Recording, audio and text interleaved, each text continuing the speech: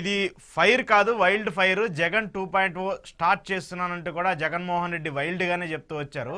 ఆ wild fire continue అవుద్దా, లేదంటే కార్యకర్తల్లో జోష్ కోసమే అలా మాట్లాడారా?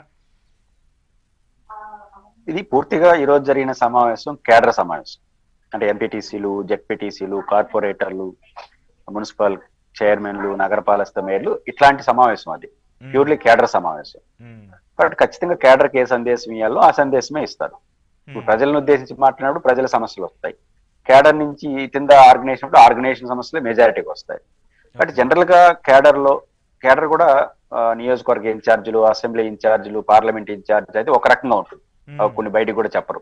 ఉమ్, కానీ ఇప్పుడు కింద స్థాయి కార్యకర్తలు ఎంపీటీసీ, జెడ్పీటీసీ, కార్పొరేటర్ అంటే చాలా గ్రాస్ ఒరిజినల్ కేడర్. ఉమ్, కాబట్టి ఒరిజినల్ కేడర్ అంటే కింది స్థాయి వాళ్ళు, వాళ్ళతో నేరుగా ముఖాముఖి కాబట్టి వాళ్ళ మనోభావాల్ని రిప్రజెంట్ చేయడం అనేది ఆయన బాధ్యత. ఉమ్, జనరల్ గా ఇప్పుడు వైఎస్ఆర్ కాంగ్రెస్ పార్టీలో కేడర్కు ఉన్నటువంటి ఒక అనుమానం, జగన్మోహన్ రెడ్డి గారు గతంలో మమ్మల్ని పట్టించుకోలేదు అని. ఉమ్, ఉమ్, ఉమ్, అది పెద్ద అనుమానం ఉంది కాబట్టి మాకు ఉమ్, గ్యాప్ ఉంది మీకు మాకు అనే మనం మొదటి నుంచి చెప్తున్నాం. వారు కూడా ఉంది.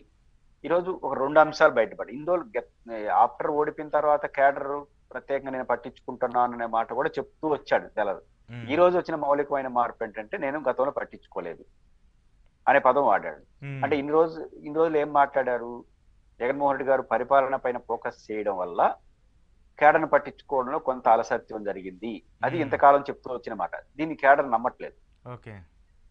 అలసత్వం నిజమే. అధికారంలో ఉన్నాం కాబట్టి చేయలేకపోయాము అంటే మళ్ళీ అధికారంకి వస్తే అలసత్వం వస్తుందనే.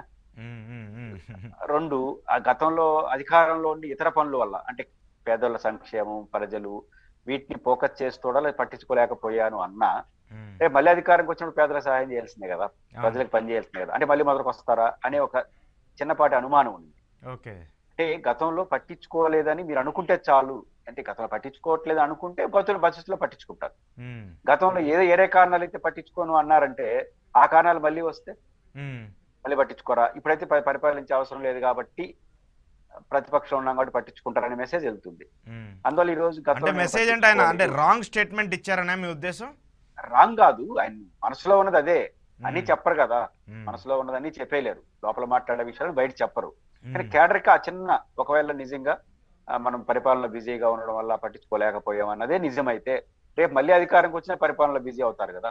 మళ్ళీ ఉమ్, పట్టించుకోకపోతే అంటే ఇట్లాంటి చిన్న అంటే పరిపాలనని కాదు, నేను గతంలో పట్టించుకోలేదన్న వాస్తవాన్ని గుర్తించాలి. ఉమ్, గుర్తిస్తే భవిష్యత్తులో పట్టించుకుంటారు. ఓకే. కాబట్టి అది ఆయన మనసులో ఎప్పుడో గుర్తించాడు. ఆఫ్టర్ ఎలక్షన్ చాలా లిమిటెడ్ టైంలోనే గుర్తించాడు.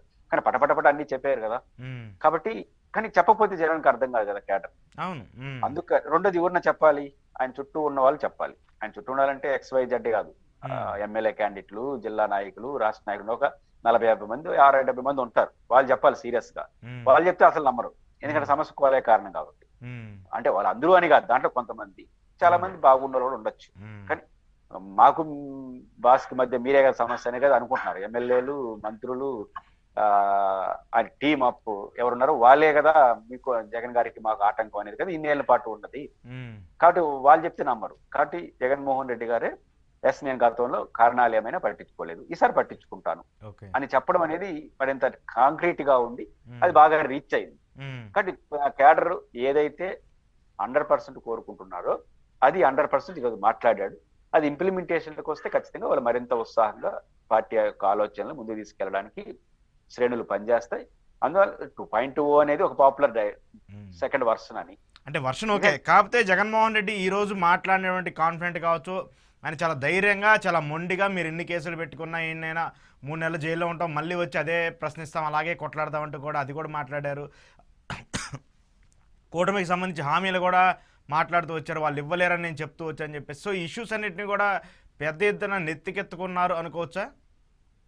ఖచ్చితంగా కాలం గడిచేసరికి అధికార పార్టీ వైఫల్యాలన్నింటినీ ప్రతిపక్షం అందిపుచ్చుకుంటుంది. ఉమ్, ఒక 3 నెలలు 6 నెలలు అన్నప్పుడు సహజంగా అధికార పార్టీ కొంత సమయం ఇవ్వాలని ఎవరైనా కోరుకుంటారు. ఉమ్, మినిమం 1 ఇయర్, మొదటి ఏడాది అవును. ఉమ్, గుర్తు చేస్తా ఉండండి ప్రభుత్వానికి అని అంటారు. మొదటి 6 నెలలు అయితే ప్రశాంతంగా మీ పార్టీకి నుండి వాళ్ళ ఆలోచన ఏదో బయటికి రాని అంటారు. మొదటి 6 నెలలు మీ పని మీరు చూసుకోండి, అధికారంలో ఉన్న వాళ్ళు వాళ్ళ ఆలోచన లేదో ముందుకు వస్తారు అంటారు. ఉమ్, తర్వాత 6 నెలలు అంటే 1 ఇయర్ పూర్తయింది గుర్తు చేస్తామని అంటాం. మళ్ళీ 1 ఇయర్ దాటిన తర్వాత ఇంప్లిమెంటేషన్ కాకపోతే యాక్టివిటీలోకి వెళ్ళమంటారు. అది ఓకే. జనరల్ గా పాలిటిక్స్ లో ప్రజలు కోరుకునేది. ఉమ్. వీళ్ళు కూడా మొదటి 6 నెలలు గాని తర్వాత గాని అధికార పార్టీ కొన్ని అవకాశాలు వీళ్ళకి ఇచ్చింది మాట్లాడేదానికి. అవును. ఇప్పుడు ఫస్ట్ పాయింట్ శ్వేతపత్రాలు. ఉమ్. శ్వేతపత్రం ప్రకటించి రాష్ట్రంలో అప్పులకు కారణం మీరే అన్న తర్వాత వాళ్ళకి మాట్లాడే ఛాయిస్ వస్తుంది. ఉమ్. అప్పుడు మీలాంటి వాళ్ళు ఎవరన్నా జర్నలిస్టులు కానీ ఎవరైనా మొదట 6 నెలలే కదా అయిందంటే, ఉమ్. 6 నెలలు అయిందా 6 రోజులు అయిందా కాదు, ఇప్పుడు చేసిన అప్పులకు నేనే కారణం అంటే నిజాలు చెప్పాలి కదా అంటాడు. వేసిన బురదలు కడుక్కోవాలి కదా. అడుక్కోవాలి, నేచురల్ అది. కాబట్టి అధికార పార్టీ కొన్ని ప్రతిపక్షానికి వాళ్ళే అవకాశం ఇచ్చారు.